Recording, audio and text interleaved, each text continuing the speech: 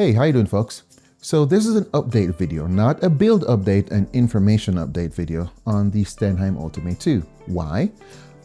Well, I saw a few comments online and I had a lot of questions in person from people who know me. So I decided, hey, why not do a video and hopefully it gets me some clicks.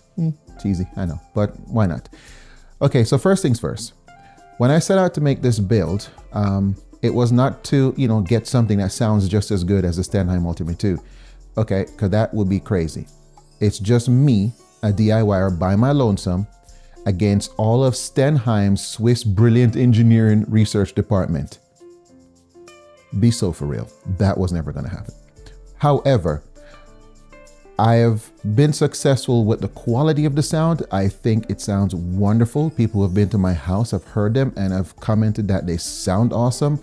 And I've asked questions about people asking me to build something for them, which, hey, if they're willing to buy the equipment, I'm happy to build it for them. So it's been well received and I think it sounds delicious. My smooth jazz, my soft rock, my pop, my classical.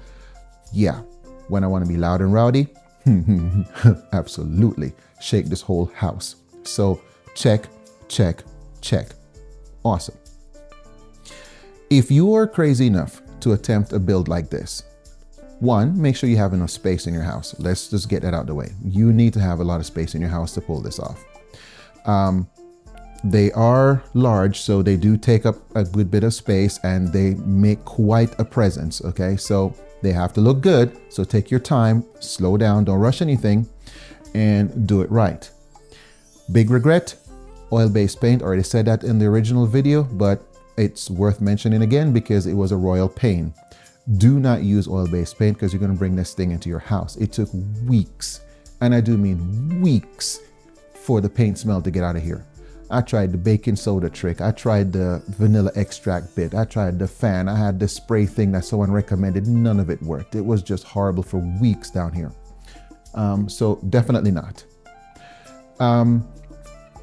If you're going to go that route, take the time, sand it properly, put some primer on there, sand it down again with a higher grit sandpaper. You guys know the process, right? And then paint it. Take your time, paint it, tape it off, mark your lines, what you need to do, and use indoor paint or whatever type of paint that won't stink up the house for weeks. That, or go the wallpaper route, and there's some good quality wallpaper out there, you can use those. Or obviously wood veneer. Now wood veneer, you need time. You cannot rush wood veneer because there's a glue process and you have to put weights on it. You have to iron it out. There's a process, okay? So if you're rushing or you're short on time, go the other two options because wood veneer takes time. What else have I noticed about this box? Well, for that, I think I need to get you close. So let's get close to one of these speaker boxes so we can talk. So for the eagle-eyed among you, you've probably already noticed tweeter is mounted on the outside. And not only that, it's not even the same tweeter. So what happened? Why did that change happen? Well, it started off with me noticing some deflection issues. And it wasn't just a tweeter, okay? It's a whole box, okay? You can't have deflection on just one thing because they're all mounted the same way. But as I moved around my basement and I go outside of a certain radius, I noticed the off-axis was pretty sharp in some areas, especially in this chair off to my right, okay? Because it's the furthest and the most extreme angle. It's almost a 90-degree angle from this speaker in this direction. So that was expected, but it was so sharp, it made me pay attention to it. I'm like, So I started listening from different places and my basement is already shaped weird. Let me put that picture on the screen. And so I had to angle my speakers a little weird and deeper in than your norm, which I also have on the screen.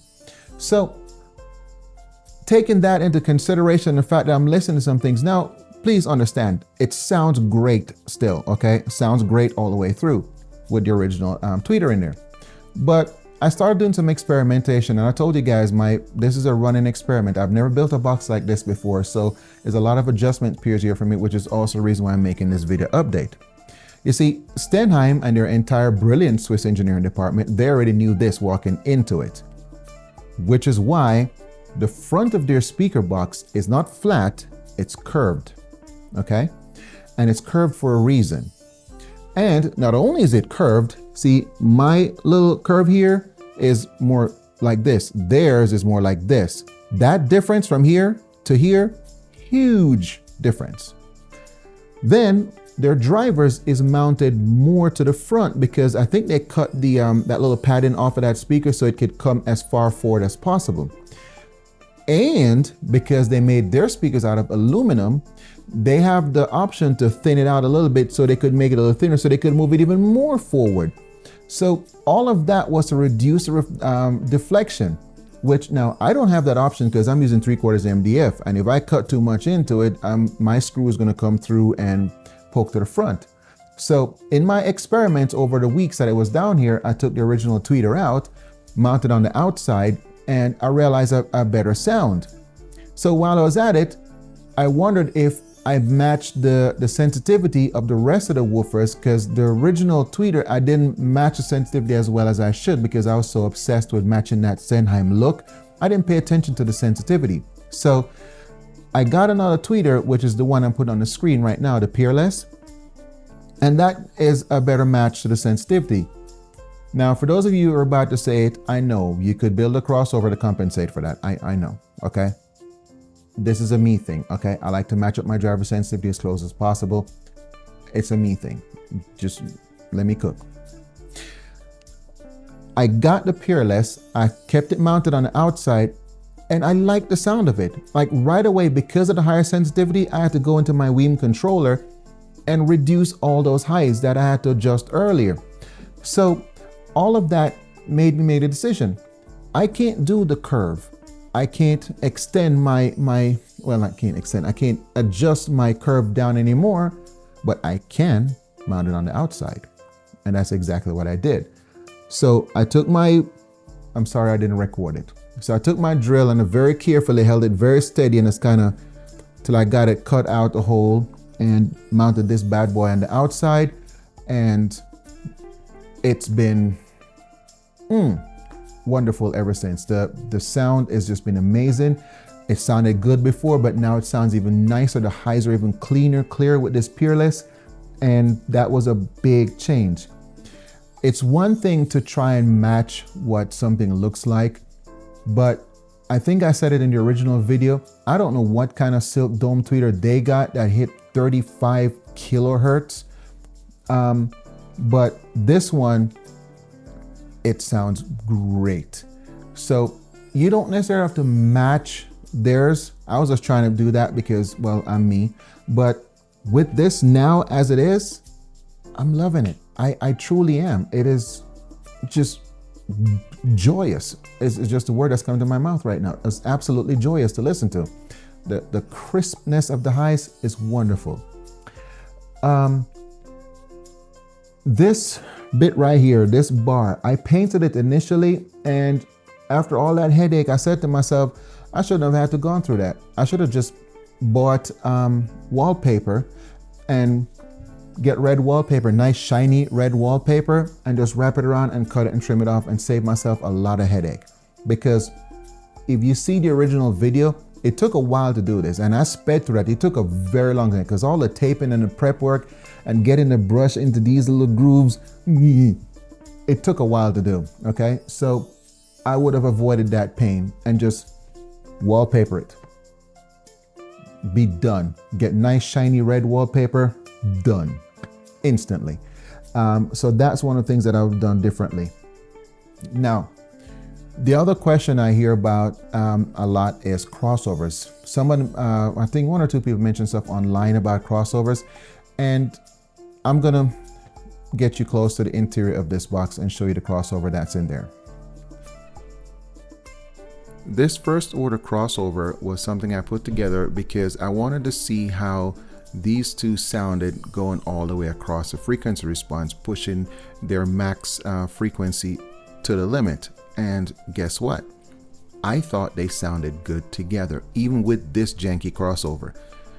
I've made some edits to it and moved the crossover, moved the caps around, I threw a resistor on there, you know, stuff like that, just to play with a few versions of it. I think I made 3 versions of this, but all honesty, I prefer the El Cheapo. The El Cheapo sounded nicer. So, I mean, I really tried to do things with this one because I didn't want to spend any more money if I didn't have to, but it doesn't seem that's going to be the case. So this guy kind of laid the foundation for a thought that I will now show you in a more refined version.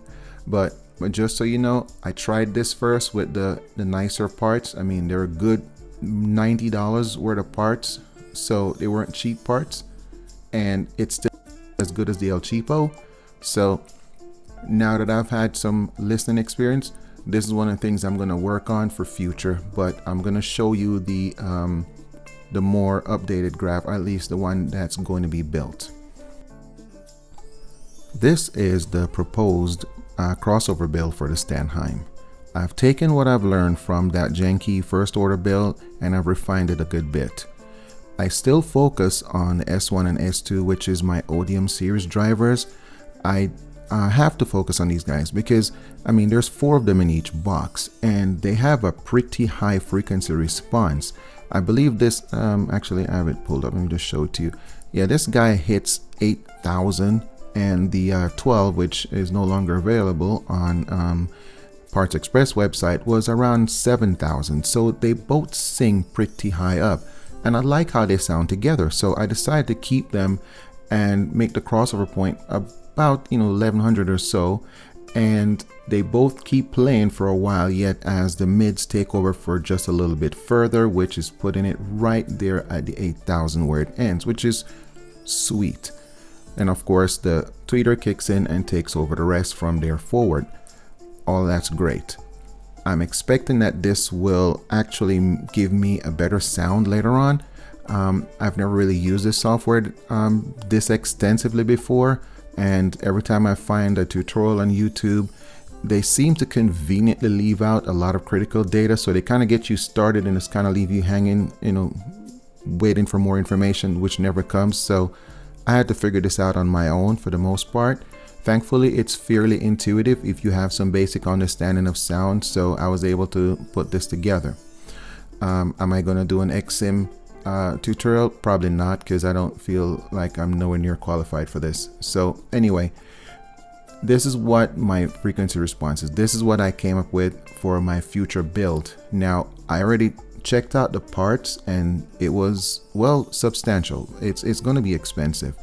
I'm looking near $400 worth of parts, which is insane.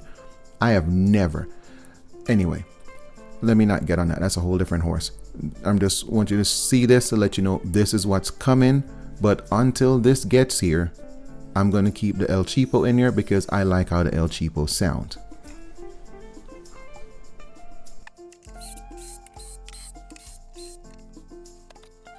So now that we're inside, clearly I kept the El Cheapo, just like I told you. The one that I made, all 3 versions of it, they all sounded good in various ways, but at the end of the day, I prefer the sound of the El Cheapo. Okay, now this El Cheapo came with little booster switches, so you could up the highs and up the mids. I turned them off, I kept them on their standard. If you're wondering what these are, because I kept taking it out so often, the connections on the back were starting to get a little, worn down. So I soldered in, some pins. I got the best conductivity pins I could, bent them so that I could just solder to the pins instead of, resoldering to the board over and over and over and over and over. That's how often I was taking this thing out. All right. And I'm still fiddling with the sound, because this is a unique box. I've never built one like this with an MTM and a double woofer configuration before. This was a first for me, so the experiment continues. I know there's controversies where these are concerned, and there's purists online who are going to complain about, you need to get better crossover equipment, these El Cheapos are garbage, and da-da-da-da-da-da-da-da. I've heard all the arguments. I've kept this one because I like how it sounds. I said this in the original build video that I used a combination of backer board screws and 1-inch screws.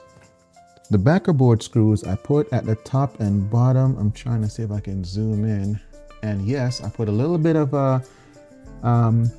glue on the top, not glue, glue, hot glue on the screws because I was a little paranoid, okay? I was afraid that with only 1/4 inch, I was afraid that I might vibrate them out. So, you know, a little paranoia, yeah. So even with the backer board screws and the combination of the 1-inch screws, I still put a little hot glue on the outside. I know, was it necessary? Probably not, but paranoia. I'd rather be safe than sorry. Yeah, so that was one of their changes. Screwed back up and put back in place. Hopefully I have in position right, because I have to get them angled just right. Let me zoom out a smidgen. If I don't get the angle just right, I lose some of that and the deflections kill me. That said, at the end of the day, as I said before, the sound is absolutely magnificent. So, zero regrets. All the pain, 9 days of build, the weeks of waiting for the smell, I could have definitely done without the smell weeks. Outside of the smell weeks, the bits that I would have changed, I'm going to list them here on the screen right smack in the middle so that you can see those things I would change. But everything else stays. Yeah. So thank you for watching. Hopefully this update wasn't too long, and if you have any questions, feel free to throw them in the comments. I'll try my best to answer them. Again, so thank you for watching, and I'll catch you on the next one.